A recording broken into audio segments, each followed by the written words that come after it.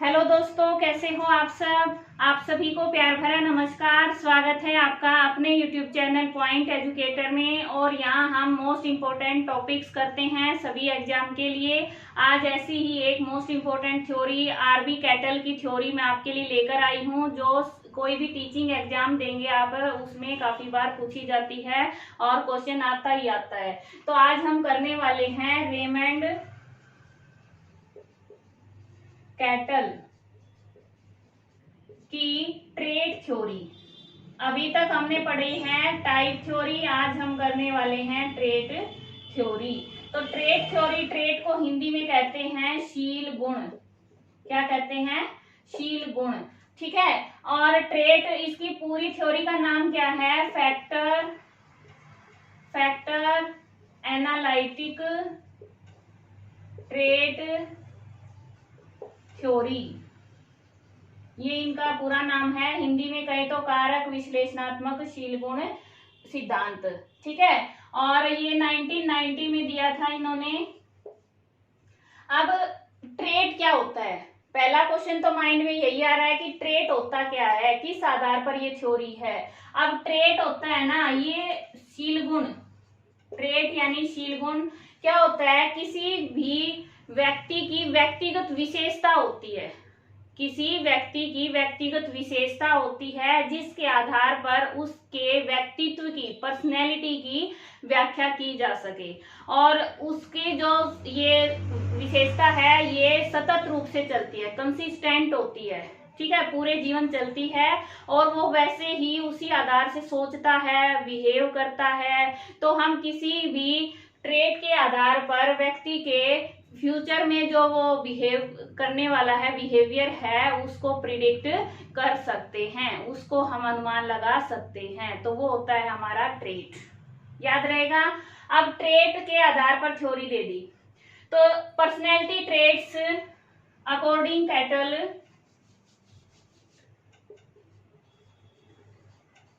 Personality traits two type की बताए हैं मेन उन्होंने। ठीक है, मेनली टू टाइप्स बताई हैं। सबसे पहला बताया है सरफेस ट्रेट। सरफेस ट्रेट, और इसको कहेंगे सतही शील गुण। और दूसरा बताया उन्होंने, ये सरफेस है सोर्स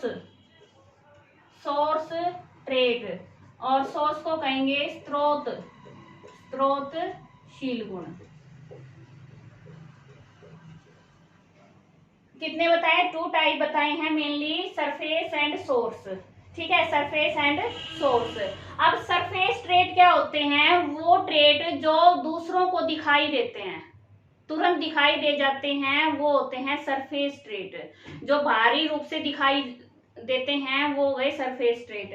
फिर है सोर्स ट्रेट। सोर्स ट्रेट होते हैं ये सरफेस ट्रेट से मिलकर संगठित रूप से बनके एक फैक्टर बनता है।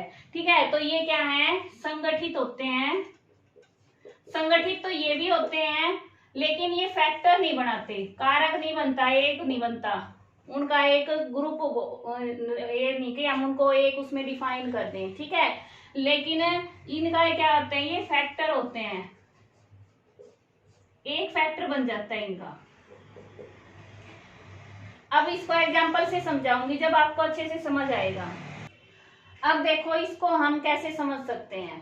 अब मान लो कोई है, व्यक्ति है, लड़की है, लड़का कोई भी है, वो है शाइनेस है, उसमें शर्मीलापन है। ठीक है, सबको दिखाई देता है, ये है।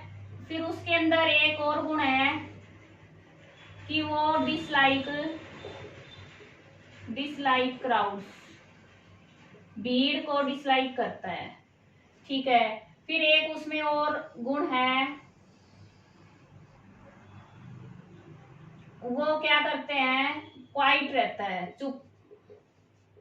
ठीक है, क्वाइट चुप रहता है ज्यादा। अब ये तीनों है ना, ये तीनों क्या हैं? ये हैं सरफेस ट्रेट। क्या है? Surface trait. सामने से दिखता है, हम किसी की भी बता सकते हैं ये कैसा है, बताते हैं ये सरफेस ट्रेट है। इन तीनों से मिलकर एक ट्रेट बन गया यहाँ पे। इसका मतलब वो क्या है, इंट्रोवर्जन या इंट्रोवर्ट कहें। इंट्रोवर्जन क्या है, ये है उसका सोर्स ट्रेट। ये तीनों तो हो गए सरफेस जो दिखाई देते हैं, लेकिन इंट्रोवर्जन है ये दिखाई नहीं देता ना, तो ये उसका सोर्स ट्रेट है। तो सोर्स ट्रेट के अंदर ही क्या होते हैं, सरफेस ट्रेट शामिल होते हैं। क्लियर हुआ? इसका मतलब जो सोर्स ट्रेट होते हैं वो पर्सनैलिटी फॉर्म करने में फॉर्मिंग में कोर रोल रखते हैं। किसी की पर्सनैलिटी है वो सोर्स ट्रेट से ही क्या होता है, पता चलता है कि वो कैसा है, उसकी पर्सनैलिटी कैसी है। ये सरफेस ट्रेट हैं, ये सिर्फ बाहरी दिखाई देते हैं, लेकिन जो सोर्स ट्रेट है वो क्या है, उसकी पर्सनैलिटी बनाता है। याद रहेगा? ठीक है। और क्या कह सकते हैं कि बेसिक है, ज्यादा बेसिक है किससे, सरफेस ट्रेट से। पर्सनैलिटी के लिए ज्यादा बेसिक क्या है, मूलभूत क्या है, सोर्स ट्रेट, जब इससे ये कम है ये ज्यादा है। इतना समझ आया आपको? अब इसी में एक और उदाहरण ले लें कि मान लो कोई व्यक्ति है वो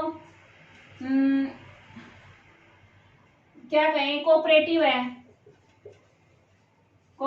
है, ठीक है, और उसमें ह्यूमर भी है, मजाक भी करता है, कोऑपरेटिव है, और वो ग्रुप में रहना पसंद करता है, ग्रुप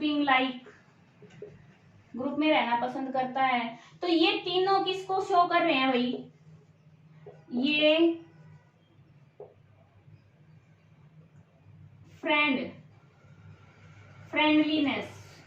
फ्रेंडलीनेस को शो कर रहे हैं। तो फ्रेंडलीनेस क्या हो गया हमारा, सोर्स ट्रेट, ठीक है। और ये तीनों क्या हो गए हमारे, सरफेस ट्रेट। उम्मीद है समझ आ गया होगा बिल्कुल आसानी से कि कौन से सरफेस होते हैं, कौन से सोर्स ट्रेट होते हैं। क्लियर हुआ? अब देखो आगे, अब एक और बात बताती हूँ इंपॉर्टेंट। पहले कैटल ने 16 सोर्स ट्रेट बताए थे, ठीक है, पर्सनैलिटी के 16 सोर्स ट्रेट्स बताए थे, बाद में 7 और ऐड कर दिए, अब कितने हैं, 23। कितने हैं, 23, ठीक है। और 16 सोर्स ट्रेट के ऊपर इन्होंने 16 PF क्वेश्चनेयर। अब क्वेश्चनेयर है ना, इसकी स्पेलिंग कई बार इंग्लिश में भी आ जाती है, क्योंकि ये मुश्किल स्पेलिंग है और हमेशा गलत करते हैं, तो इसको ध्यान से देखना। क्वेश्चनेयर ये बनाया था, किसने बनाया था, कैटल ने, ठीक है। ये भी क्वेश्चन बनता है, 16 PF किसका है, कैटल का है। याद रखना, पहले 16 सोर्स ट्रेट थे, उसके आधार पर ये बनाया था। अब कितने हैं, 23, 7 और ऐड कर दिए उन्होंने, ठीक है, इतना याद रहेगा। अब एक बात बताती हूं कि उन्होंने जो सोर्स ट्रेट और ये बताए हैं, तो उन्होंने ट्रेट का जो वर्गीकरण ना, classification of traits, classification of traits 3 तरह से किया है, ठीक है, 3 तरह से, 3 टाइप से किया है, 3 ढंग से। पहले टाइप में उन्होंने बताया कि 2 टाइप के हम बोल सकते हैं, 2 कैटेगरी में कर सकते हैं, कॉमन ट्रेट और यूनिक ट्रेट। क्वेश्चन आया नहीं है लेकिन मैं बता रही हूँ, आगे अब डीप में पूछने लग गए हैं इसलिए बता रही हूँ। एक तो कॉमन ट्रेट, सामान्य शीलगुण, और एक होते हैं यूनिक, विशेष। नाम में ही है, जो सब में एक जैसे हों, किसी एक संस्कृति के लोगों में एक जैसे पाए जाने वाले ट्रेट क्या कहलाएंगे, कॉमन ट्रेट, ठीक है। और यूनिक ट्रेट जो किसी एक आध व्यक्ति में हो, सब में ना हो। जैसे एग्जांपल लें कि मान लो किसी को आकाश में पक्षी उड़ रहे हैं, उनको देखना पसंद है, तो ये सब में इंटरेस्ट नहीं होता ना। या किसी को जो बादल होते हैं उनमें आकृति ढूंढना पसंद है कि क्या आकृति बन रही है, शेप बनाना, तो वो विशेष होता है, यूनिक। तो unique trait and common trait, पहले तो ये टाइप का क्लासिफिकेशन है। दूसरा उन्होंने बताया थ्री टाइप से बताया, और उसमें बताया उन्होंने पहला एबिलिटी सामर्थ्य या क्षमता, ठीक है। और दूसरा टेम्परामेंट, और तीसरा होता है डायनामिक। अब इनको थोड़ा थोड़ा डिटेल में बताती हूँ। अब देखो, पहला है एबिलिटी। तो एबिलिटी क्षमता। कोई गोल है, व्यक्ति का गोल अचीव करना है, उसको अचीव करने की क्षमता है या नहीं है, वो समर्थ है या नहीं है। तो सामर्थ्य को जो दर्शाते हैं वो ट्रेट क्या होते हैं, एबिलिटी ट्रेट्स, ठीक है। फिर है टेम्परामेंट को हिंदी में कहते हैं मनोदशा।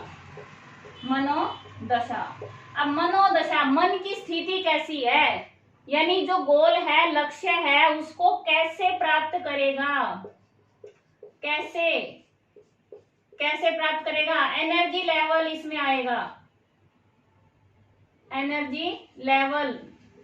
इसके एग्जाम्पल है ये कि टेम्परामेंट अगर ट्रेट आ जाए तो उसके एग्जाम्पल क्या होंगे, एनर्जी लेवल कैसा होगा, या फिर उसमें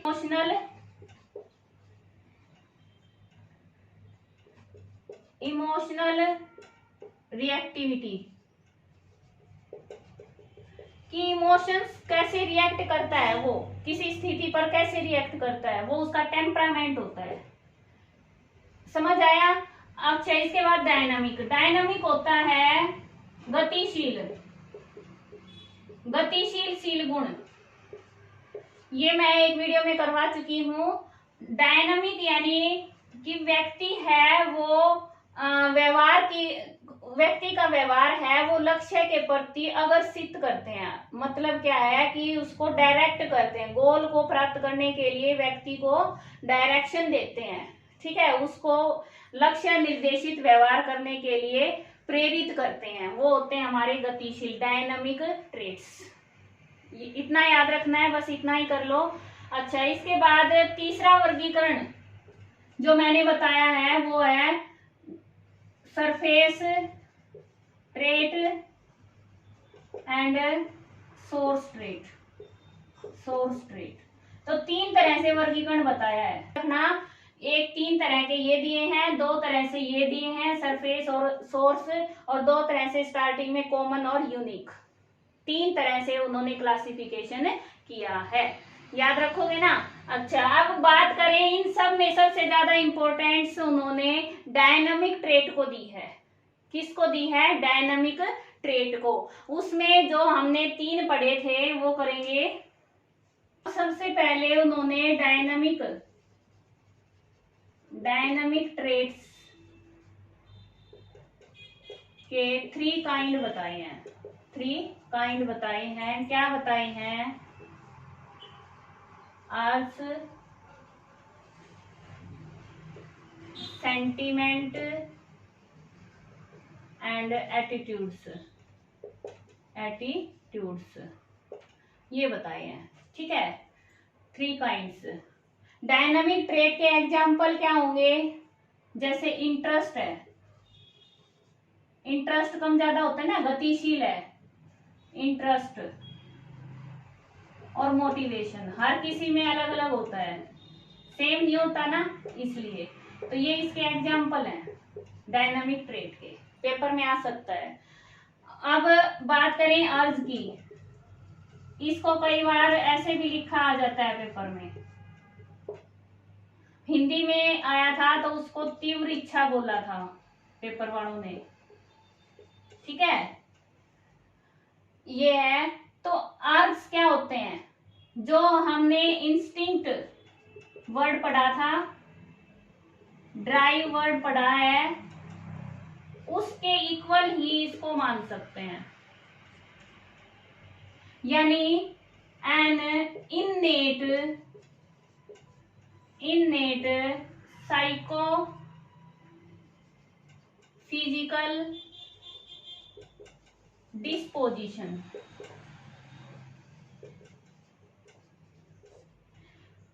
आर्ट्स होते हैं वो इननेट होते हैं, जन्म से होते हैं, ठीक है, सभी के अंदर होते हैं। साइको फिजिकल मनोशारीरिक, अब मनोशारीरिक क्यों कहा है? शारीरिक में तो सिर्फ वो बायोलॉजिकल नीड्स आ जाएंगी, लेकिन साइकोलॉजिकल नीड्स कौन सी होती हैं? सिक्योरिटी है, ठीक है, कुछ पाना है, पद ओहदा कुछ भी अचीवमेंट है, तो ये हमारे क्या आएंगे? साइको सोशल में आ जाएंगे। बायोलॉजिकल नीड का पता है आपको कि भूख प्यास आराम नींद, ठीक है, ये सब उसमें आ जाएंगे। अब इसके बाद अगली बात करें, ये मैंने बता दिया। इंस्टिंक्ट क्या होती है? मूल प्रवृत्ति। अच्छा भाई, ये किसी भी अर्ज होते हैं ना, किसी काम को करने की एनर्जी को अर्ज कह सकते हैं, एनर्जी देते हैं, ठीक है, एनर्जी को हम कह सकते हैं, काम के लिए एनर्जी है, या फिर कहें कि ये मोटिवेशन की मूल इकाई है, बेसिक यूनिट, मूल इकाई है।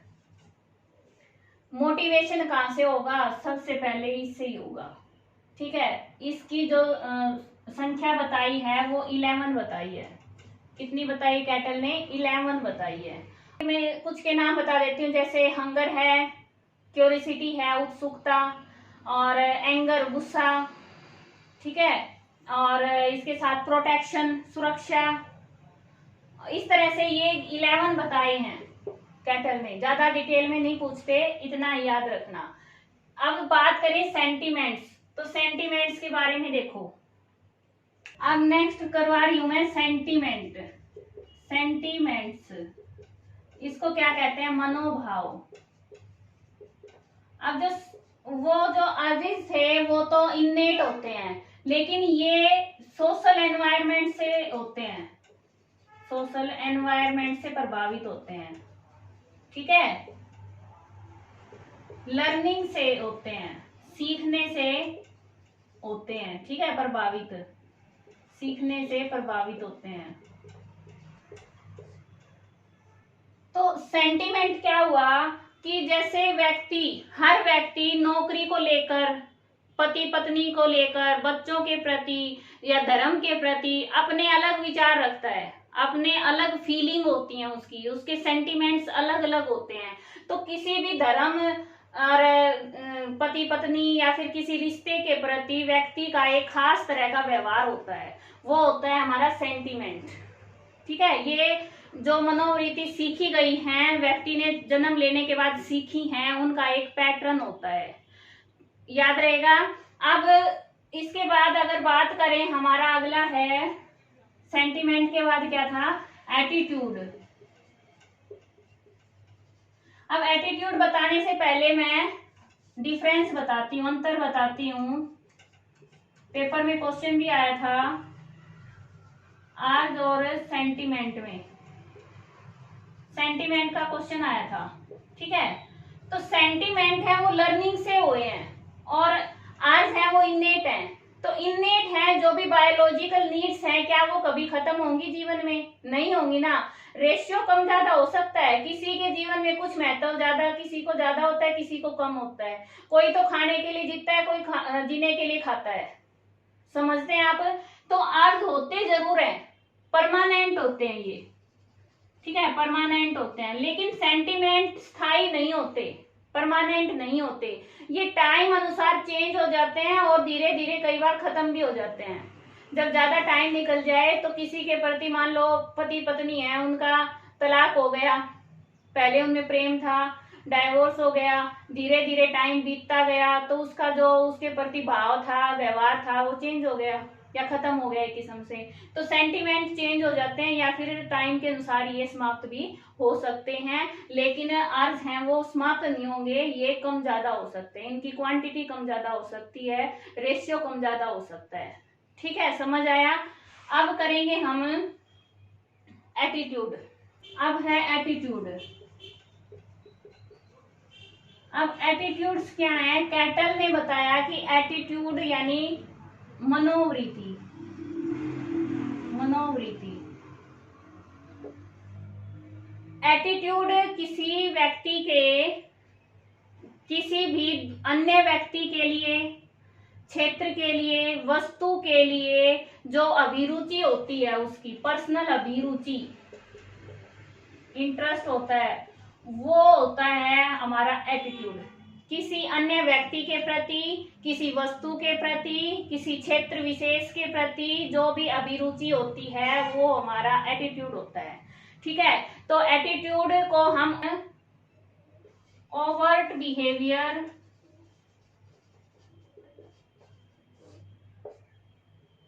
के रूप में देख सकते हैं। ओवर्ट बिहेवियर यानी जो बाहर से दिखता है, हमारा किस जगह जाने का मन करता है, हम किस में इंटरेस्टेड हैं, वो सब दिखता है ना। तो ओवर्ट और ये बिहेवियर टू टाइप से होता है, कोवर्ट एंड ओवर्ट। ये आ गया है तो बता देती हूँ। ओवर्ट होता है जो बाहर से दिखता है, कोवर्ट होता है जो अंदर होता है, अंदरूनी, आंतरिक, और ये बाहरी। पर्सनैलिटी में दोनों ही शामिल है। ठीक है, कोई भी पर्सनैलिटी है उसमें दोनों ही शामिल होते हैं, कोवर्ट एंड ओवर्ट बिहेवियर। याद रहेगा? अच्छा भाई, अब इसके बाद जैसे किसी घटना या वस्तु के प्रति जो हमारे इमोशंस होते हैं, संवेग होते हैं, फीलिंग होती हैं, वो हमारा उस वस्तु के प्रति एटीट्यूड होता है, उस व्यक्ति के प्रति एटीट्यूड होता है। याद रखोगे ना? क्लियर हुआ? अब एक छोटी सी टर्म और है, सब्सिडिएशन।